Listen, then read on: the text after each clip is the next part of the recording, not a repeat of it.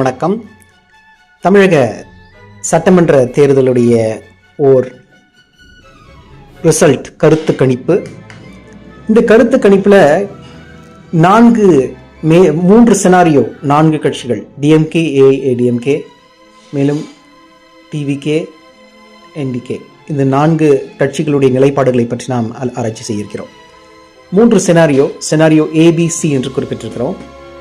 இதில் ஒவ்வொரு கட்சியினுடைய நிலைப்பாடு, அதனுடைய கூட்டணி கட்சியுடைய நிலைப்பாடை பற்றி நாம் அலசி ஆராய்ந்திருக்கிறோம்.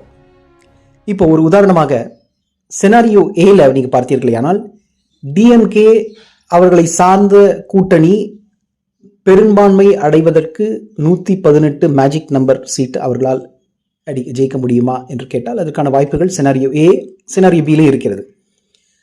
செனாரியோ சில குறிப்பாக பார்க்க போனால் அவர்களுடைய நிலைப்பாடு டிஎம்கேக்கு சான்சஸ் கம்மி. 42% வாக்கு ஜெயிக்கலாம். ஓட்டு ஸ்பிளிட் ஆகுது. யங் ஓட்டர்ஸ், அதாவது இளைய தலைமுறையினர் டிவிகே வாக்களித்திருக்க கூடும் என்ற ஒரு கருத்து கணிப்பு நிலவி வருகின்றன பரவலாக. அப்படிப்பட்ட செனாரியோ சியை நம்ம குறிப்பாக கொஞ்சம் ஜூம் பண்ணி பார்த்தோம்னா ஏடிஎம்கே உடைய வலு கொஞ்சம் அதிகரிக்கிறது. அந்த ப்ளூ கலர்ல பார்த்தீங்கன்னா தமிழ்நாடு கான்ஸ்டிடியூவன்சிஸ் ஈஸ்ட், வெஸ்ட், நார்த், சவுத்ல எப்படி அவர்கள் அதிகமாக ஜெயிக்கக்கூடிய வாய்ப்புகள் இருக்கின்றன. தனிப்பட்ட முறையில் டிவிகே ஒரு 10%, நான் தமிழர் கட்சி சீமான் அவர்கள் ஒரு 4-5% ஓட்டு ஜெயிக்க வாய்ப்பு இருக்கிறது என்று கருத்து கணிப்பு நாம் தெரிவிக்கிறோம்.